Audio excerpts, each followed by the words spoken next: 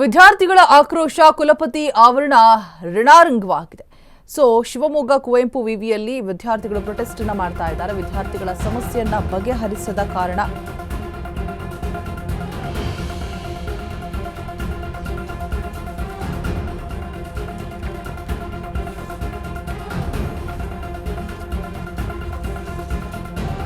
ವಿದ್ಯಾರ್ಥಿಗಳು ಆಕ್ರೋಶವನ್ನ ಹೊರಹಾಕ್ತಾ ಇದ್ದಾರೆ. ಕುಲಪತಿ ಆವರಣ ಕಂಪ್ಲೀಟ್ ಆಗಿ ರಣಾಂಗಣವಾಗಿದೆ. ಶಿವಮೊಗ್ಗ ಕುವೆಂಪು ವಿವಿಯಲ್ಲಿ ವಿದ್ಯಾರ್ಥಿಗಳು ನಡೆಸ್ತಾ ಇರುವಂತಹ ಒಂದು ಪ್ರೊಟೆಸ್ಟ್ ವಿದ್ಯಾರ್ಥಿಗಳ ಸಮಸ್ಯೆಯನ್ನ ಬಗೆಹರಿಸಿದ ಕಾರಣ ಹೈ ಡ್ರಾಮವೇ ನಡೆದು ಹೋಗ್ತಾ ಇದೆ.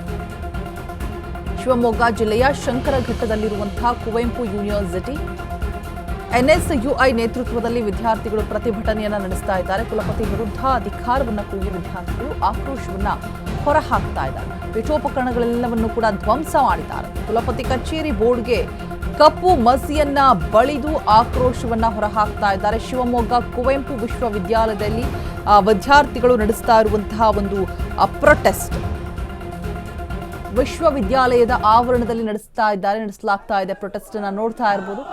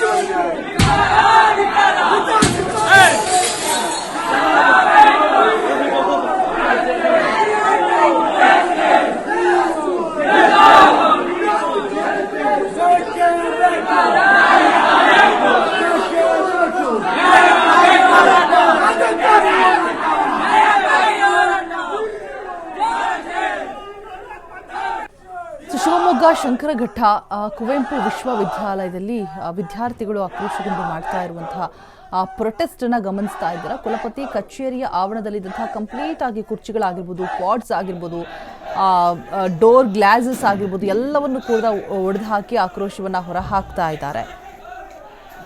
ಶಿವಮೊಗ್ಗ ಕುವೆಂಪು ವಿಶ್ವವಿದ್ಯಾಲಯ ಶಂಕರಘಟ್ಟದಲ್ಲಿ ವಿದ್ಯಾರ್ಥಿಗಳು ಮಾಡ್ತಾ ಇರುವಂತಹ ಪ್ರೊಟೆಸ್ಟ್ ಕುಲಪತಿಯ ವಿರುದ್ಧ ಅಧಿಕಾರವನ್ನ ಕೂಗಿ ಆಕ್ರೋಶವನ್ನ ಹೊರಹಾಕ್ತಾ ಇದ್ದಾರೆ.